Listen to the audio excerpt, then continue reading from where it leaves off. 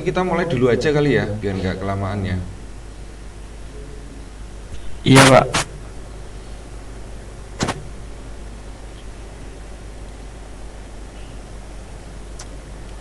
Oke, kita mulai. Selamat siang, assalamualaikum warahmatullahi wabarakatuh. Waalaikumsalam. Waalaikumsalam warahmatullahi wabarakatuh. Waalaikumsalam.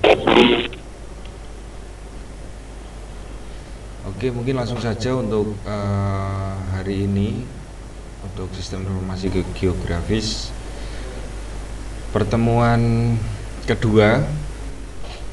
Kita akan bahas secara teorinya dulu. Ini nanti saya sampaikan dulu, nanti baru kita diskusi gitu ya. Iya Pak. Oke, yang pertama di sini ada salah satu contoh dari Google Maps, tahu ya. Jadi salah satu peta digital di sebuah web yang ini nantinya kita akan pakai beberapa resource dari Google Map. Ini tampilan dari yang defaultnya. Jadi kalau semua di dalam Google Map itu kan ada tampilan via satelitnya, via apa namanya, via, sebentar ini harus ngap. Oke, mana tadi? Via satelit maupun via peta biasa. Nah, ini yang nantinya akan kita apa namanya, pada akhir project di dalam sistem informasi geografis nanti kita akan membuat bagaimana peta digital, kira-kira seperti itu. Nah, ini kira-kira definisi dari sistem informasi geografis. Jadi sistem informasi geografis merupakan sebuah sistem yang berbasis komputer untuk pengelolaan, penyimpanan, pemrosesan, analisis dan penayangan atau Clisplek data yang terkait dengan permukaan bumi. Jadi GIS atau SIG itu mengacu pada bagaimana mengelola, menyimpan, memproses, menganalisa dan menampilkan data tersebut yang berhubungan dengan permukaan bumi. Karena ada geografis di sana, jadi maka akan berkutat tentang peta tentang permukaan bumi. Nah, nanti dalam bentuk seperti apa nanti akan kita bahas di lain kesempatan. Ini untuk definisinya. Jadi bagaimana memproses, menganalisa, menampilkan, menyimpan dan seterusnya data-data tersebut yang berhubungan dengan permukaan bumi. Sampai sini dulu deh. Sampai sini ada pertanyaan enggak?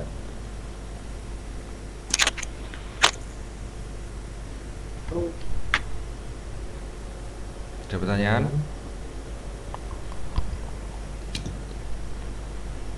Halo?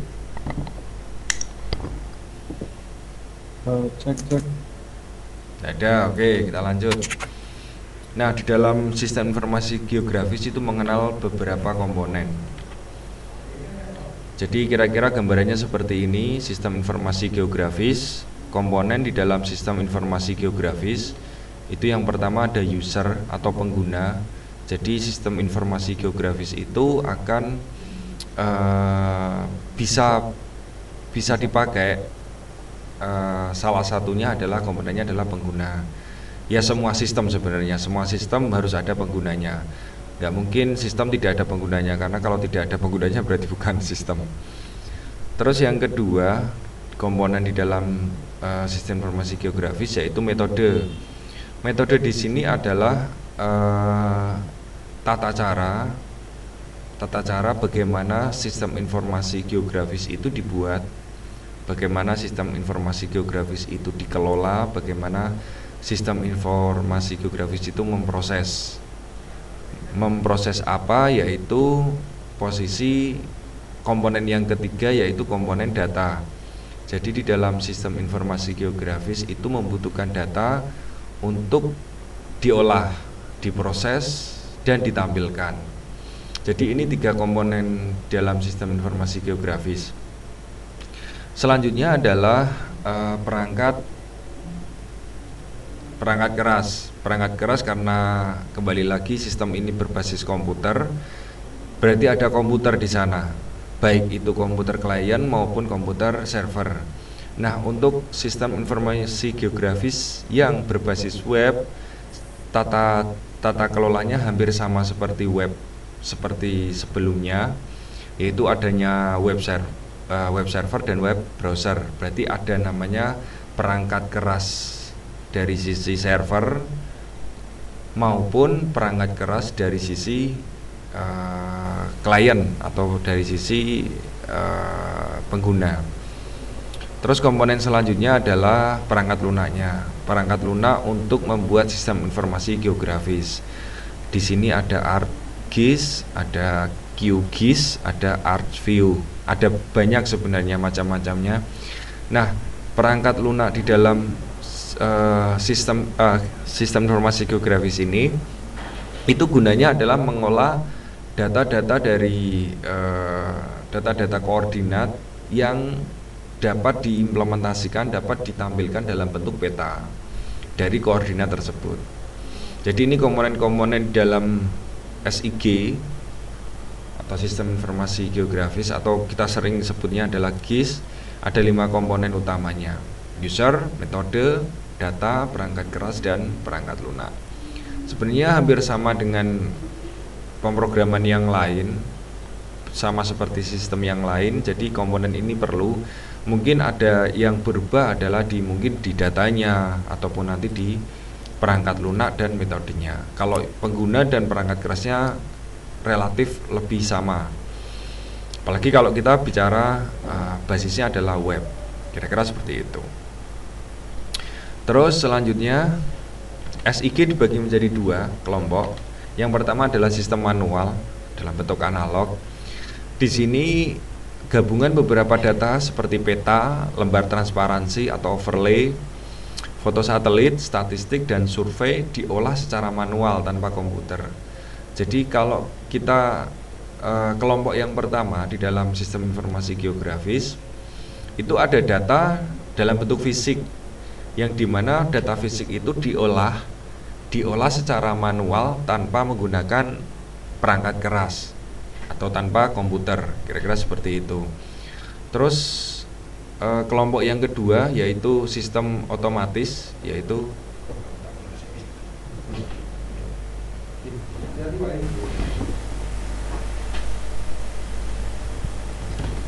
sistem yang kedua yaitu sistem otomatis atau computer based. Di sini semua proses penggabungan komponen menggunakan komputer dan semua komponennya berupa data digital. Nah, di dalam perbedaan mendasar di sini adalah yang pertama dari datanya maupun dari cara pemrosesannya. Kalau datanya kalau manual itu relatif dalam bentuk berkas fisik. Kalau sistem otomatis itu data berupa digital, data bentuk jenisnya adalah data digital, dan pemrosesannya menggunakan perangkat keras komputer. Ini perbedaan mendasar dari kedua sistem di dalam sistem informasi geografis. Selanjutnya adalah fungsi. Fungsi sistem informasi geografis adalah yang pertama untuk inputan data. Jadi bagaimana kita membuat sistem informasi geografis itu dapat menginput data. Data di sini yaitu mengolah dari data fisik ke dalam data digital. Yang kedua, untuk memanipulasi data. Jadi bagaimana data itu dimanipulasi menggunakan sistem informasi geografis. Yang ketiga adalah manajemen atau pengelolaan. Bagaimana pengelolaan data tersebut, selain kita manipulasi juga kita kelola data-data tersebut di dalam sistem informasi geografis. Terus ada query dan analisis yang nantinya digunakan untuk pendukung keputusan ya.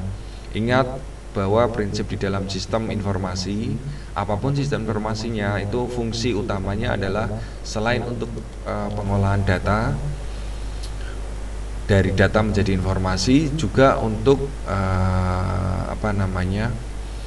untuk kebutuhan pengambilan keputusan. Terus yang kelima adalah visualisasi. Bagaimana data-data digital tersebut divisualisasikan, diimplementasikan, ditampilkan ke dalam sebuah sistem di mana setiap orang dalam hal ini semua orang itu bisa melihat data tidak lagi dalam bentuk tabel, tabular saja, tetapi sudah dalam bentuk visual. Nah, karena di sini sistem informasi geografis, berarti tampilan di dalam outputnya di sini adalah dalam bentuk peta digital. Kira-kira seperti itu untuk fungsinya. Terus proses sistem informasi geografis kira-kira seperti ini, atau Geographic Information System. Jadi di sini ada data, ada penginputan data, pemasukan data ke dalam data storage atau penyimpanan data. Ketika sudah disimpan, kita manipulasikan. Disinilah yang tadi kalau di dalam manual ada namanya overlay dan lain sebagainya, penggabungan dan lain sebagainya, itu di sini posisinya di sini. Nah, setelah dimanipulasi data tersebut, baru masuk ke dalam sebuah informasi. Informasi di sini bisa dalam bentuk map atau peta digital, atau bisa dalam bentuk digital data digital, atau menggunakan tabular summary. Jadi output dari sistem informasi geografis itu tidak hanya, kembali lagi, tidak hanya dalam bentuk data digital saja, tetapi bisa dalam bentuk peta.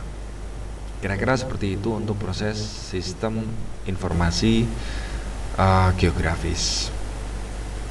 Nah, ciri khas di dalam sistem informasi geografis yang pertama adalah menyajikan informasi terkait permukaan bumi berupa jalan, sungai, bangunan, tanah, dan lain-lain. Jadi di sini adalah menyajikan informasi tersebut yang berhubungan di sini ya, yang terkait dengan permukaan bumi, entah itu berupa jalan, berupa sungai, berupa bangunan, berupa tanah, sawah, dan lain sebagainya, yang berhubungan dengan sebuah tata letak permukaan bumi. Yang kedua, memiliki referensi koordinat sehingga dapat dengan mudah diketahui lokasi, pola, dan sebarannya. Nah, kembali lagi, karena sistem informasi geografis itu menampilkan data dalam bentuk peta digital. Nah, salah satu komponen terbesar di dalam peta kalau kita belajar geografi secara dasar itu adalah sebuah koordinat. Makanya di sini referensinya adalah koordinat. Jadi mengacu pada titik koordinatnya. Nah, dari titik koordinat itu yang nanti diolah di perangkat lunaknya tadi, ada ArcGIS, ada ArcView, ada QGIS. Disitulah dari koordinat-koordinat itu, kumpulan koordinat itu dikumpulkan, terus diproses, baru ditampilkan dalam bentuk peta. Nah, koordinat ini tuh mengacu ke titik letak mana nih di dalam peta permukaan bumi, kira-kira seperti itu. Makanya referensinya adalah koordinat. Terus terdiri dari data grafis dan data atribut tadi ya. Jadi bisa dalam bentuk data grafis, nantinya outputnya bisa dalam bentuk grafis yang gunanya untuk pengambilan keputusan, maupun data-data atribut. Atribut dari koordinatnya, contoh seperti ini. Ketika kita pin suatu lokasi, cuma kita pin kampus nih, ITSNU Pekalongan, kita pin, di dalam pin di situ kan sudah muncul koordinat tuh, koordinatnya latitude sama longitudenya, ada dua koordinat, longitude sama latitudenya. Dari situ sudah ketemu koordinat dan atributnya apa saja. Contoh, kampus ITSNU Pekalongan berada di mana tuh? Jalan apa tuh? Jalan apa? Jalan. Jalan Karangdowo seumpama. Dia berada di Jalan Karangdowo, terus luasannya ada berapa ratus atau berapa ribu meter. Terus terdiri dari berapa gedung. Terus dari gedung tersebut terdiri dari berapa lantai. Nah, gitu itu atribut-atribut yang menyertai titik koordinat yang kita pin tadi, yang kita ambil tadi lokasinya. Itu atribut-atributnya. Kembali lagi terus bangunannya sendiri ada berapa, tanah kosongnya sendiri ada berapa. Nah, itu kan harus detail itu. Itu yang informasi itu, data-data itu yang nantinya dibutuhkan di dalam sistem informasi geografis. Kalau kita di dalam Google Map kan hanya tahu nih posisinya, terus posisinya saja, koordinatnya ya. Posisi koordinat, terus posisi dia dekat sungai atau tidak, hanya sebatas itu. Tapi tidak detail bangunan. Kita contohkan bangunan atau rumah. Rumah yang kita titik itu luasannya berapa? Terus terdiri dari berapa lantai? Luas untuk tanah yang kosong itu ada berapa? Itu kan juga tidak detail di dalam Google Maps. Makanya tadi di awal saya bilang bahwa Google Maps itu nanti kita ambil beberapa fungsinya saja, tidak semuanya, karena keterbatasan sumber daya dari Google Maps tersebut. Tidak mungkin dia bisa mengidentifikasi keseluruhan atribut di dalam suatu lokasi. Kira-kira seperti itu. Itu yang nanti menjadi PR kita orang komputer untuk mendefinisikan itu. Terus keuntungan menggunakan sistem informasi geografis adalah yang pertama, menghemat biaya dan meningkatkan efisiensi. Ini terutama untuk orang-orang sipil, orang-orang geografi, orang-orang PWK, perencanaan wilayah kota. Mereka hanya tahu dalam bentuk fisik, kebanyakan peta dicetak atau ditempel di tembok. Nah, di dalam sistem informasi geografis ini, dari data tersebut kita olah, kita tampilkan. Kalau nantinya ini ke dalam web, berarti kita bisa tampilkan di web dan semua orang bisa mengakses. Itu otomatis menghemat biaya. Terus yang kedua adalah referensi pengambilan keputusan. Tadi yang sudah saya singgung di awal bahwa di dalam kalau kita bicara lebih jauh tentang pengambilan keputusan itu sering sekali digunakan untuk beberapa stakeholder yang berhubungan tentang pemetaan. Bisa jadi nanti kalau seumpama dari pemerintahan dia pengen membuat jalan baru, jalan protokol baru, entah itu nasional, entah itu provinsi, entah itu sampai dengan jalan desa seumpama. Nah, di titik-titik mana lokasi-lokasi pusat seumpama pusat kalau kita bicara bisnis ya, pusat perbelanjaan, pusat teknologi dan lain sebagainya. Itu di mana kira-kira? Nah, dari peta yang sudah dibuat dalam sistem itu mereka akan bisa dengan mudah memutuskan perencanaannya untuk mengambil kita kita buat jalur baru untuk jalan protokol seumpama kabupaten Pekalongan seumpama. Di dalam protokol di sini, jalan di sini nantinya akan ada pabrik, ada konveksi dan lain sebagainya. Dari situ nanti jalur menuju ke jalan sebelumnya, protokol sebelumnya atau masuk ke dalam tol itu relatif lebih gampang. Nah, itu kan semuanya dalam bentuk peta itu. Nah, kalau semua peta tersebut sudah didigitalisasikan, jadi pimpinan pemerintahan kan gampang sekali melihat, kira-kira ini lahan yang kosong di daerah ini dan seterusnya. Walaupun secara spesifik ada ilmunya, tapi sistem informasi geografis membantu untuk pengambilan keputusan para stakeholder. Terus yang ketiga ada penyimpanan data lebih tertata, ya, karena selama ini kalau kita bandingkan dengan data fisik, data berkas fisik, kertas kertas, flyer dan lain sebagainya, itu kan bisa hilang, bisa rusak, bisa sobek dan lain sebagainya. Tapi kalau Kita di data digital, kita tahu servernya di mana, hard disknya di mana, spesifik drive-nya di mana, foldernya di mana. Jelas, suatu saat kita ambil, kita mengolah itu lebih gampang karena dalam satu kesatuan di sebuah server. Terus keuntungan sistem informasi geografis selanjutnya adalah penggambaran peta secara spesifik dan detail. Nah, ini yang mungkin tadi penyempurnaan dari peta yang sudah ada. Kalau mungkin Anda pernah di dinas PU kali ya, yang ada petanya. Itu kan secara fisik mereka tahunya ada ada sebuah peta di figura ditempel di tembok. Kan seperti itu. Untuk kalau kita mau lihat detailnya seperti apa kan nggak bisa. Sama seperti kita melihat atlas. Kalau mau melihat detailnya kan kita harus lihat di halaman berikutnya yang merujuk pada detail dari sebuah letak. Bahkan detail di dalam atlas itu kan hanya sebuah sampai dengan kabupaten bahkan kalau nggak salah. Belum detail tentang desa, belum detail tentang RT dan lain sebagainya. Belum detail tentang perumahan masing-masing, luasannya dan lain sebagainya. Nah, sistem informasi geografis itu sampai ke sana. Tergantung data yang kita masukkan. Kembali lagi, sistem tidak akan berfungsi ketika data tidak ada ataupun tidak diolah. Oke, mungkin itu saja penjelasan saya tentang sistem informasi geografis. Mari kita diskusi. Ini yang baru masuk. Oke.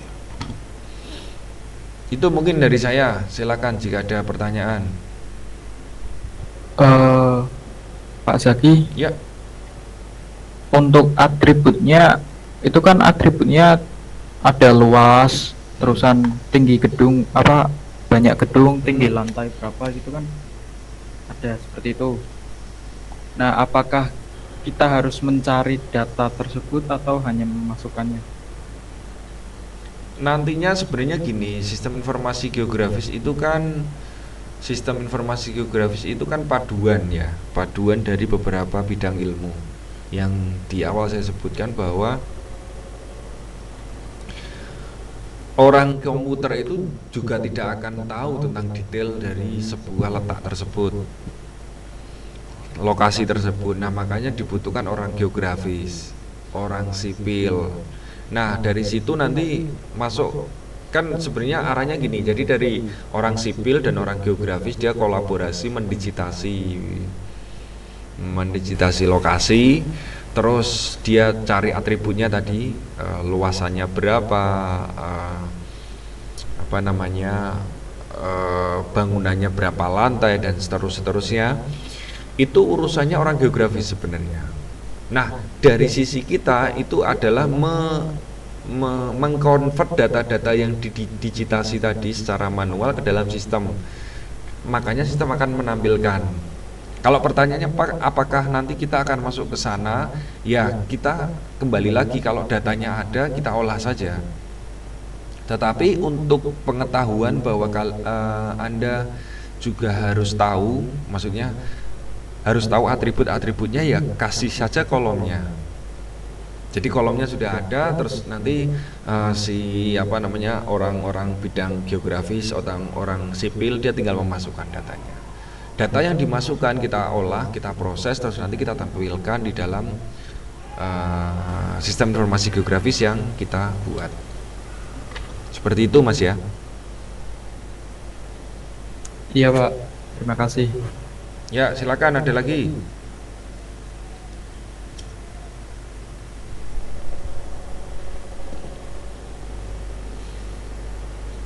Ada?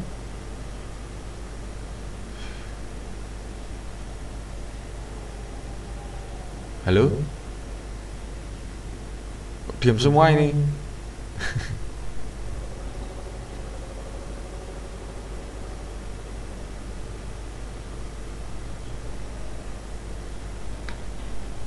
Ada pertanyaan tidak? Jelas?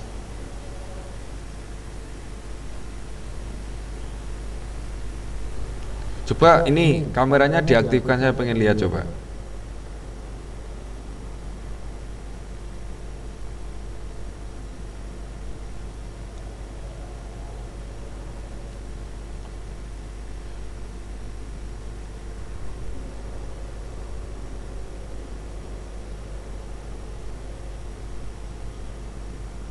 Ini pada di rumah ya? Iya Pak. Ada yang bareng bergerombol kayaknya ini.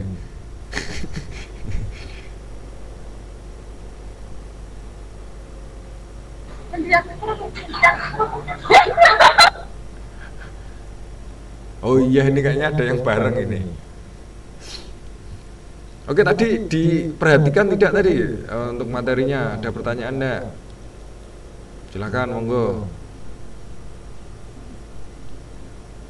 Kameranya tetap aktif ya, biar saya tahu, biar saya mengobrol dengan orang, bukan foto gitu ya.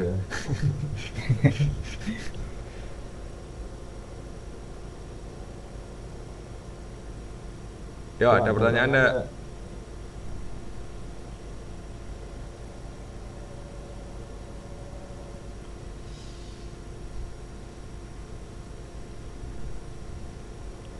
Pak, untuk aplikasinya yang pakai Kikis itu ya Pak. Iya, nantinya kita untuk pemrosesan datanya pakai QGIS.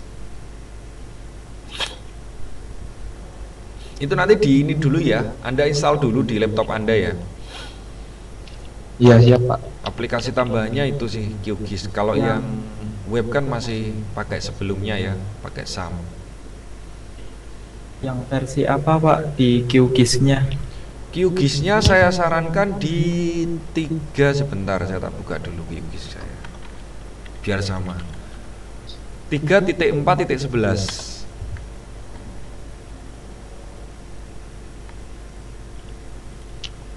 Saya kasih di ini aja. 3 titik berapa tadi? 3 titik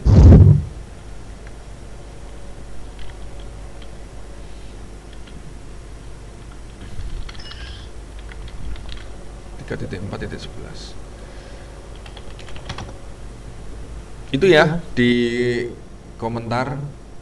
Nanti silakan Anda download. Anda download sendiri. Filenya nggak besar tapi lumayan berat. Tapi nggak seberat Android Studio lah. Android Studio itu sudah lumayan berat. Kalau QGIS itu akan berat ketika datanya yang besar. Kalau datanya nggak besar nggak begitu berat. Itu ya. Tadi siapa yang tanya? Saya Pak. Ini yang 3.4.11 itu ada 2 versi Pak. Yang MD5 atau yang bukan? Yang apa? Yang MD5 atau yang bukan Pak? Sebentar, tak nyarikan linknya ya. QGIS.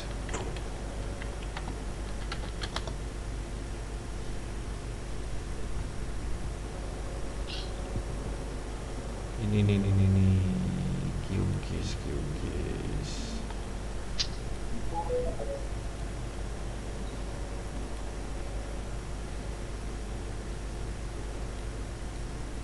Itu di website resminya ya, Mas? Iya Pak.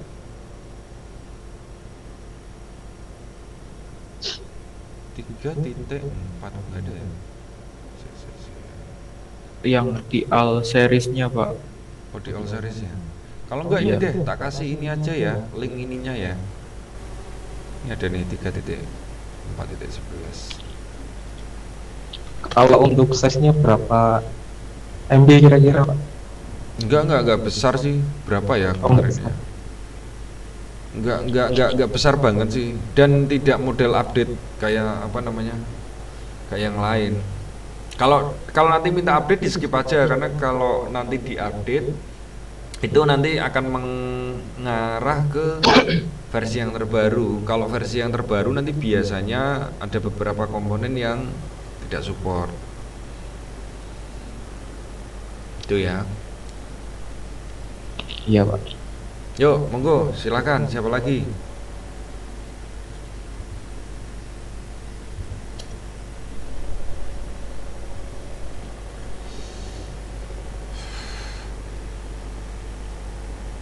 Kita mulai minggu depan insya Allah, kalau tidak ada kendala.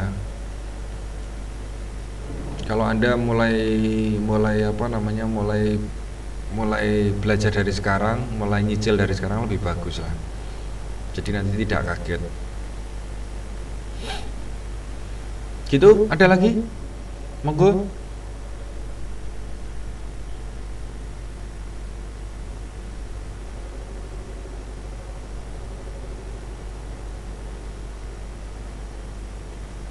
Sudah jelas belum?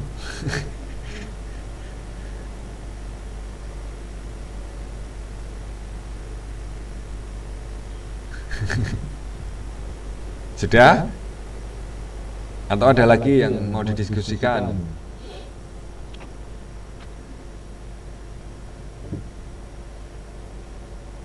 Kok diem semua loh, ditanyain loh ini. Berarti kita nanti mainnya di metode sama datanya ya Pak? Iya, sama softwarenya juga. Oh, softwarenya juga. Softwarenya juga. Nanti kita main di QGIS-nya juga.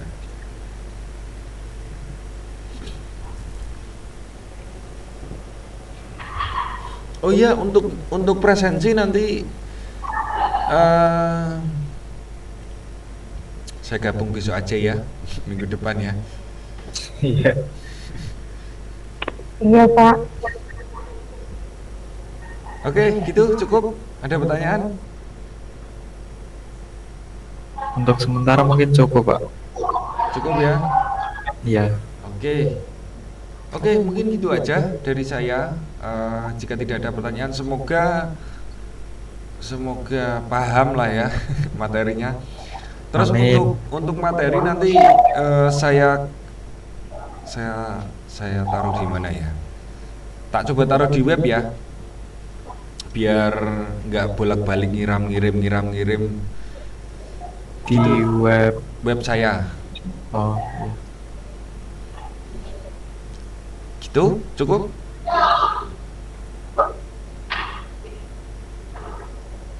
Oke, kalau tidak ada pertanyaan, saya cukupkan sekian. Terima kasih. Selamat siang. Wassalamualaikum warahmatullahi wabarakatuh.